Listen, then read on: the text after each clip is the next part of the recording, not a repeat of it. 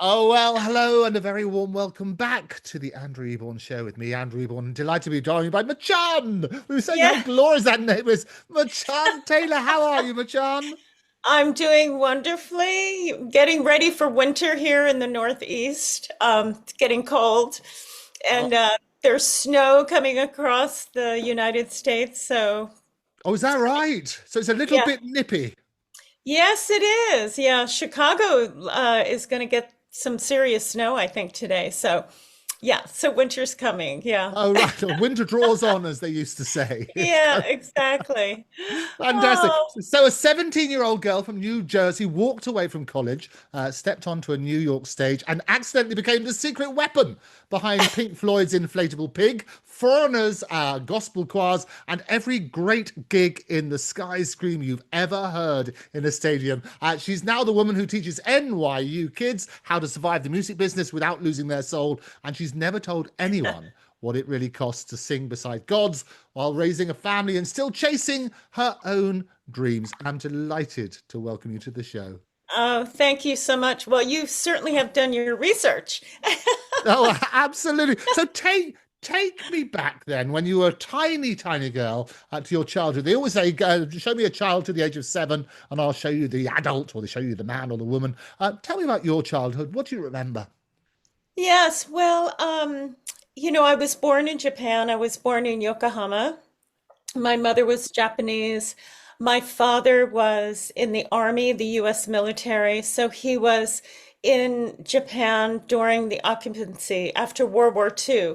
So my parents met there. My mother was a singer, actually, and she sang in clubs in Tokyo and also on the army base. Right. My father was actually the manager of the officers club, and my mother was singing in a jazz band on in the club, and that's how they met.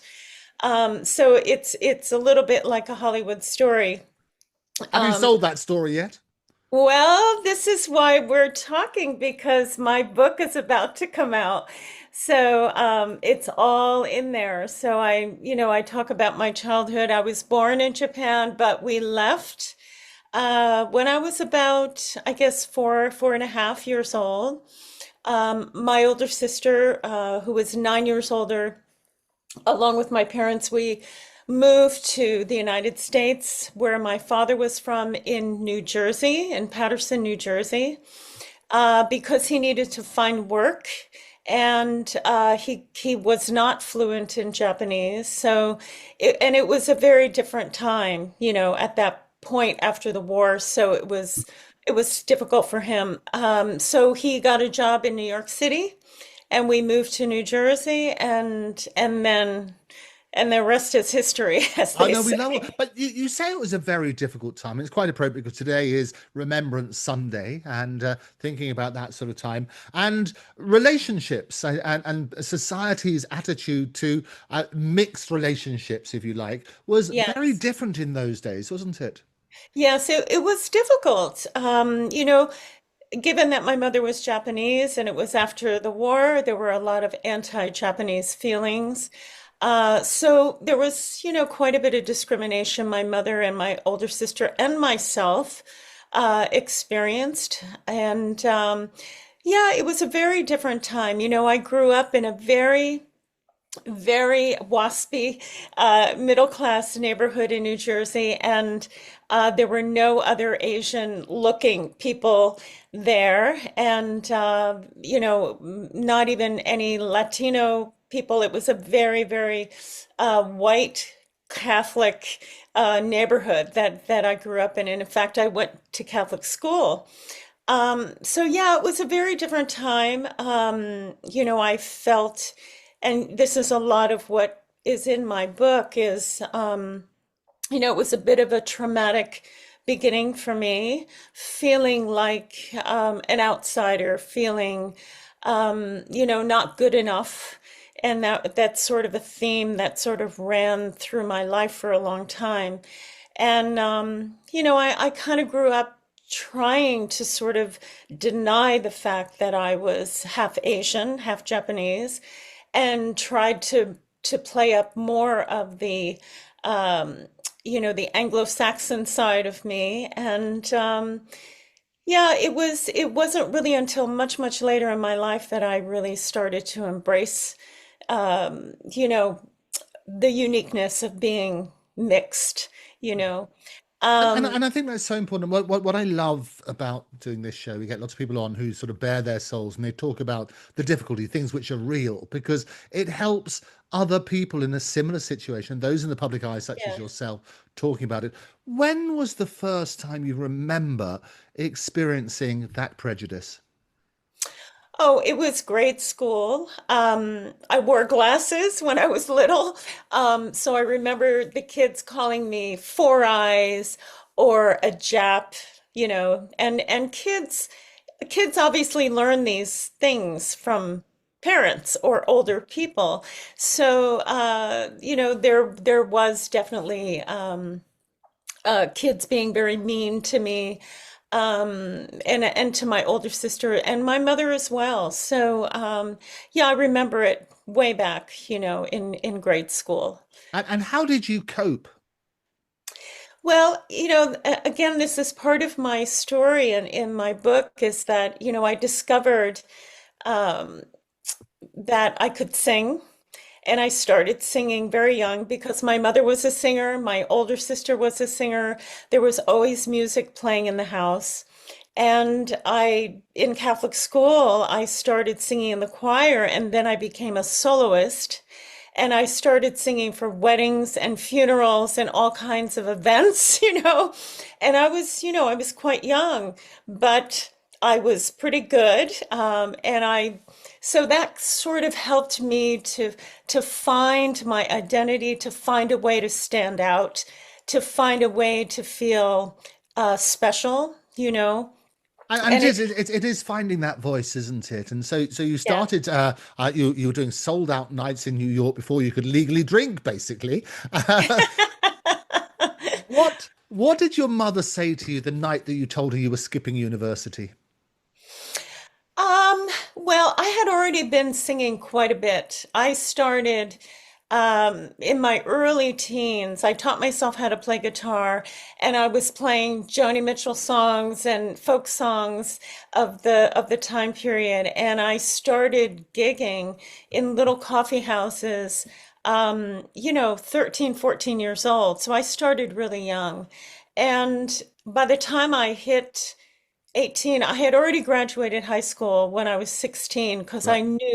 I knew that I wanted to get out of school and I wanted to be a professional singer. So it wasn't really a surprise to my parents that I didn't feel like I needed to go to college, because I knew what I wanted to do and I was already doing it. So luckily they agreed to let me do my thing. And the week that I turned 18, I packed up my things and I moved out. So And it's good, and it was a wonderful career because you obviously worked with some fantastic musical artists in addition. Tell about how you first got involved with Foreigner. oh gosh. Well, that was, I'm always have to think about what year it was because it feels like another 1985. I'll lifetime. help you. Yeah, thank you so much. It's like a lifetime ago at this point. I had done, I worked on the Jackson Victory Tour as a production assistant right before that in 1984. And that was sort of an in-between period where I had just gotten off of a tour before that, and I came back to New York, and a friend of mine was working the Jackson Victory Tour as a stage manager, production type person. And he said, "Oh, we need some help." And so I went out to Giant Stadium just outside of New York City, and I worked for a week on that tour, and then they hired me. And through that process, I just met so many people. And one of the roadies on that tour recommended me to Foreigner because they were looking for someone to be a choir director for I Want to Know What Love Is, which was a huge hit. And they had no idea how they were going to handle this for a world tour. So, I was young and dumb. I had an interview and I said, yeah, sure, I could do it. And I had no idea how I was going to do it, but luckily I figured it out and it was a great success. So, So yeah. 1985 it was, as they say. There was no Yes. internet. Every night you're going through the phone book, organising a different gospel choir, effectively, isn't it? Yes. For I Yes. Want to Know What Love Is. So tell me about the night Madison Square Garden, 200 strangers turned into angels, thanks to your help. Lou Gramm forgot the words because he was crying. Well, I don't, where did you read that? Where did you hear that one? That's a good one. Well, never let the truth stand in the way of a good story. Exactly, exactly. No, it really was such a moving moment because, that song is anthemic. It is just, it's a feel-good, incredible song. And that night at Madison Square Garden, we filled the stage and then also behind the stage, in the seats behind the stage with yeah, over 200 singers. So it was really just a goosebump, kind of moment. Yeah, it was really spectacular. Goosebumps and tears. We can take that. Yeah. So it's good to go. So Pat Benatar, another name that features in your glorious CV. New mum, label fights, rock goddess under fire. You were the only other woman on that bus. What did she teach you about being a mother in rock that you still use every single day with your own kids? Well, to clarify, I don't have children. Yeah, I did not have children. I could not have children. So that's a whole other story. But Patty was just amazing and it was 1986 and she was sort of at this transitional period in her career. She had a huge run of many, many hits over from the, I guess, late 70s into the early 80s, or the early 80s was probably peak period for her. But this moment, this was sort of a transition with her record deal and the label and her life, becoming a mom and all of it. But she was just lovely to work with and still sounding amazing. I mean, she still sounds great. She's still out there doing it, with her husband Neil. Yeah.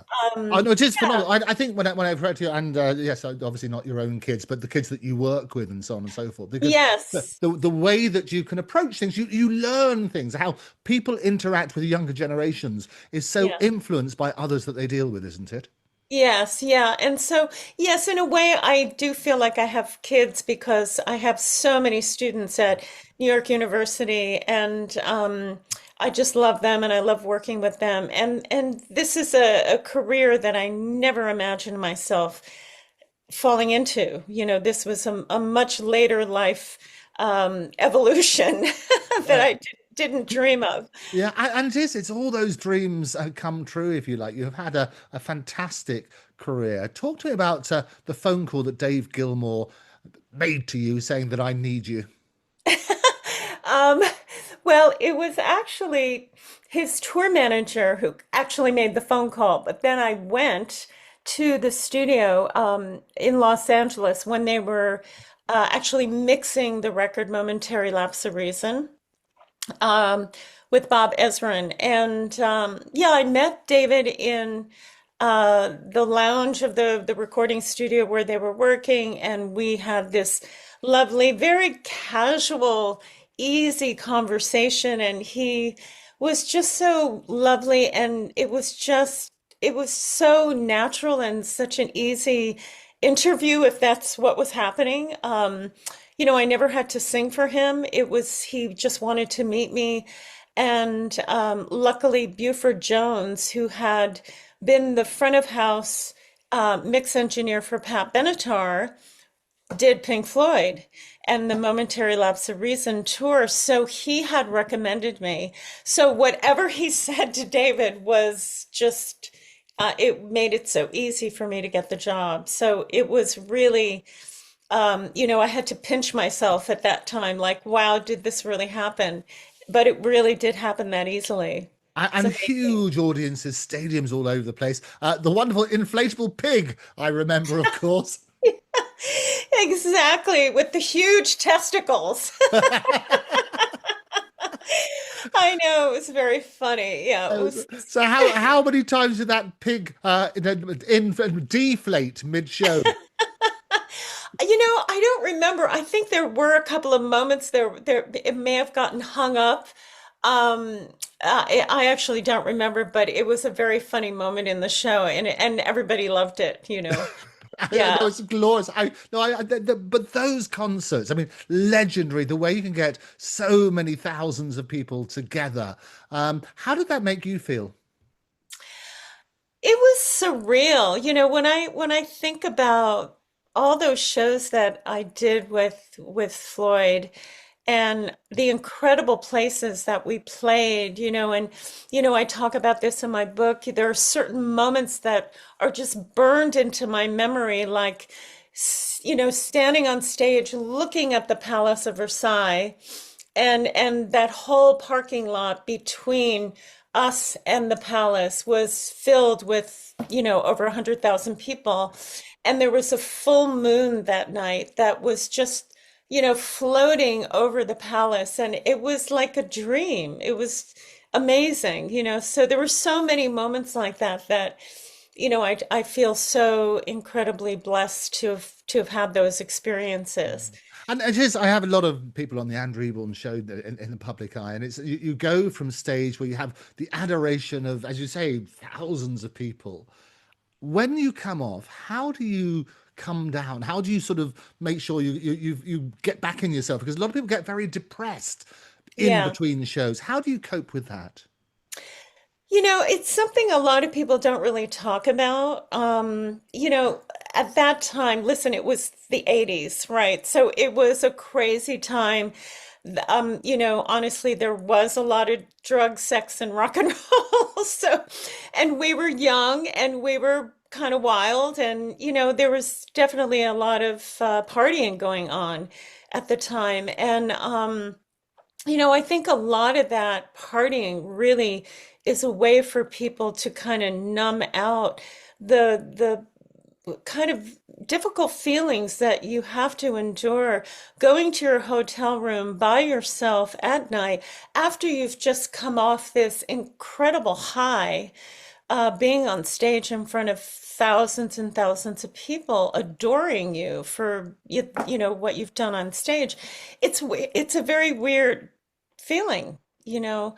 Um, and obviously, a lot of people in the entertainment business have had serious problems with substance abuse and, emotional and psychological difficulties as well. I mean, that's a reality that happens.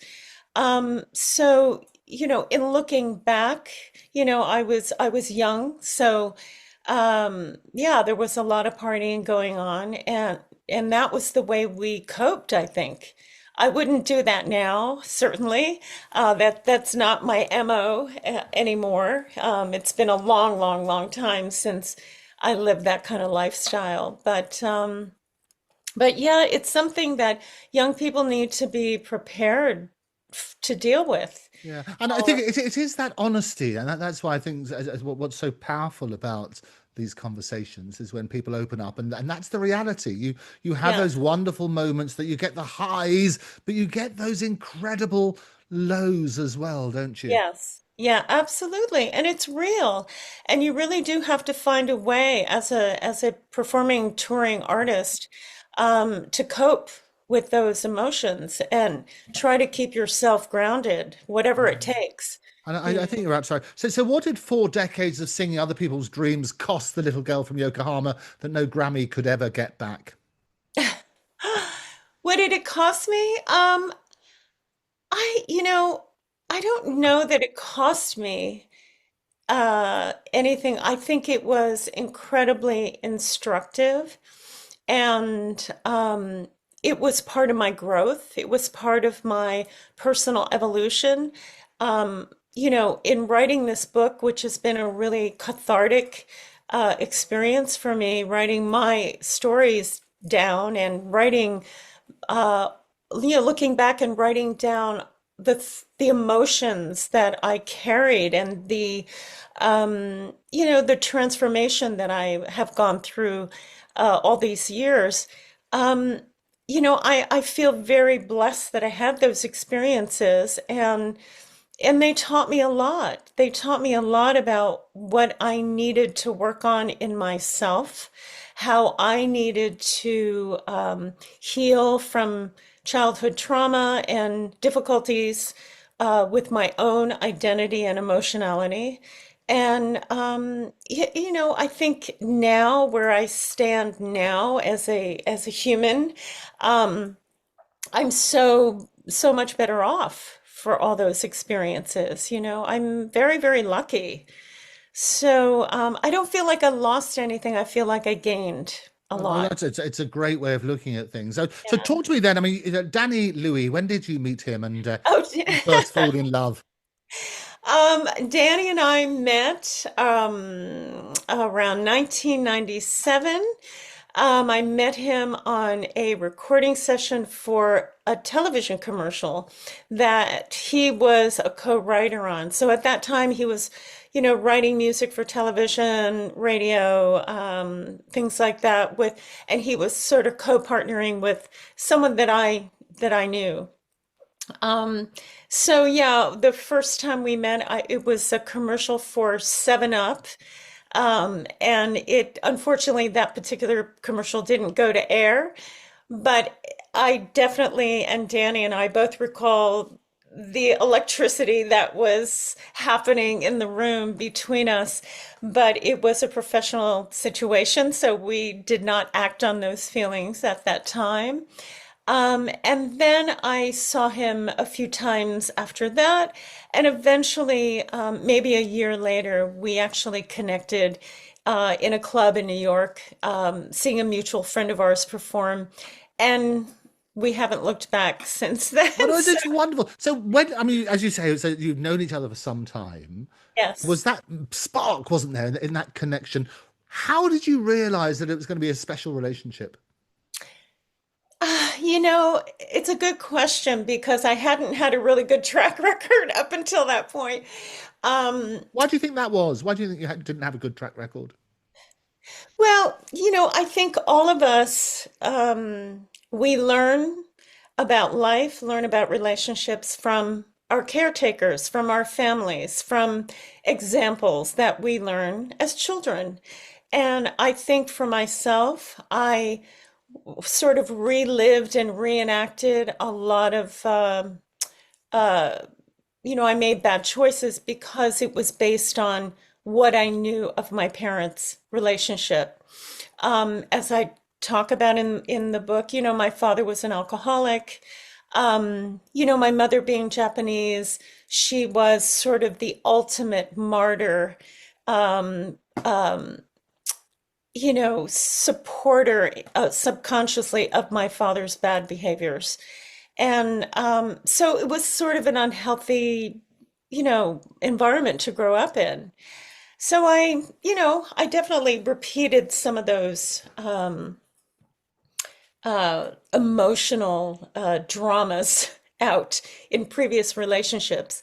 And I think when I met Danny, it had been after I had been through a difficult first marriage, and I had I had maybe 2 or 3 years on my own, and really trying to recover from what I had been through with my first marriage. And when I met Danny, there was something very sweet and safe feeling when I met him. He had and has a very wonderful sense of humor, and he's very smart. And he had not ever been married before, and I don't know, there was just something that told me that this guy was going to be okay. And I think that's key, isn't it? So it's that moment in that club you suddenly realised that was the road to Damascus, was it? Yeah, yeah, and it was, I remember that night he walked me home from the club. We walked across, I don't know if you know New York City, but we were in the West Village, and so we walked across to where my apartment was in Soho. and it started to rain a little bit, and he walked me to my apartment. He never asked to come in. He never, he just asked for my phone number. And then I went to my apartment, and then 20 minutes later he called me and he said, "Oh, I had such a wonderful time, and when can we get together again?" And it was just really lovely. And I think, the beauty of our relationship is we became friends. We became friends first. So do you think that's the real secret then? Because it's an industry which is famous for fickle relationships or relationships that don't last as long as they should. As you say, you had Yeah, a few troubled ones because of your parents' own troubled relationship. Do you yeah. think that's the secret? Is that you're friends and you have that element of trust together? Absolutely, yeah. And I think because we were both a little bit older, that and experienced, and you bring your experiences with you, and so there was a certain level of maturity, hopefully. Although I think we're still growing up. Oh no, never grow up. I think that's you can enjoy those wonderful childhood things. Yeah. I want to take you back to 2000. You'd been on tour with Sting. How was that? Yeah, so that was kind of a wild ride. Well, that gig, kind of manifested in a pretty magical way. And there's a chapter in my book that talks about that, which I don't need to get into. But, um, Sting had started that Brand New Day tour with three women background singers that were from London. And they were kind of like a en vogue vocal group, and really lovely and beautiful young women. And but Sting was not happy with them. So he wanted more of sort of a rock and roll vibe, I guess. And so he called Daryl Tukes, who was a singer in New York that had sung on his record Brand New Day. He was one of the session singers that he worked with. And he asked Daryl to find a female counterpart that would be willing to go on the road. And so Daryl ended up calling me, and we got the gig, and we started the gig. The first night was Y2K, the millennial New Year's Eve show out of New York City NBC studios to millions of people. That was the first gig, with no preparation except our own rehearsal and sound check. So that was a really insane ride, nerve-wracking and crazy, but we made it, we did well. Um, I don't want to give everything away because I want people to read the Oh wait, story. I know this glorious little teasing. There's a little teaser in there. So yeah, I mean, we went to Europe, we did the tour in Europe, and then and then ultimately Sting decided to make another change. So, How did that feel? I mean, it's very difficult. You get very close. You do these massive tours, and I think it's so important. How did that feel when he decided to make that change, and how did he break the news to you? yeah, it was devastating, actually. It was really shocking because we didn't see it coming. And he didn't actually break the news to us directly. So it was a phone call, a message from Miles Copeland on Daryl's phone machine because we didn't have cell phones back then, which is so crazy to think about. But yeah, it was devastating, and it was to me not handled very well. It So was you didn't get a person-to-person call. It was just a message left on a machine. correct. Do you still Yeah. have that message? No, no, it was on Daryl's phone message machine, but I do have a little letter from Sting apologizing about how things went down. And there's a little copy of that in the book, Mhm. actually. So Sting, who never misses an episode of the Andrew Ebon Show, Ah, hi, what Sting. what would you like to say to him? Um, I would like to say that it was fantastic working with you. I still love his music, and he's, just wonderfully talented songwriter and musician. And that didn't change my feelings, but I had expected more more compassion and um, just a more straightforward way of handling that situation, and that was disappointing. I would have appreciated a face-to-face, honest explanation, you know. And I think Yeah. it's treating people with respect, which is key. I mean, you're a Yeah. tiny habits coach. What's the one sentence you'd say to every burnt out artist watching who thinks they're too old to change? Never too old, never too old to change that as long as you're alive and breathing and functioning, um, it's always it's important to have dreams no matter what, and to follow your goals and chase your dreams to the end, because this is why, to me, this is why we're here. We're alive. We're here to experience, to grow, um, and evolve as human beings, right? Absolutely. And what's the one truth you've never told any stadium, any classroom, any husband about yourself? Never. Oh, that's a good one. I don't know, Andrew. You're making me tell all my secrets. Uh, oh gosh, you have to read the book. I'm trying to help you plug it, you know. It's got to I be. know, I know. There's good stories in there. But I guess the one thing is never judge a book by its cover, right? And you never know what's going on for someone in their life behind the scenes. So always treat people with respect and kindness. I think that is so key, isn't it? Okay, so Yeah. finally, then, three quick things, and then people can buy the book to get the other things. What's been your proudest moment? Oh my God, in my whole life? Oh, Yeah, apart from the there's, Andrew Eborn show, of course. of course, of course. Um, I think most recently I would say that it was getting my master's degree in my 50s. Going back to school, getting my bachelor's degree, getting my master's degree, and then getting my job at university and teaching now at NYU for 11 years. Yeah, And I love it. yeah. So I, Those are I the kids, as I say. Those are your kids. those You didn't have those are your. my kids. Yeah. Yeah. Yeah. Your biggest regret? Oh gosh. Um I would say one of my regrets is, when I came off the road with Pink Floyd, I immediately took a contract with a band called Hiroshima. And it was something that just came up right away. And at the time, my ex-husband, encouraged me to take so I could stay in Los Angeles where I was living at the time with him. And because I got tied up with that contract, I wasn't able to do the gig in Venice with Floyd because they called me to come back.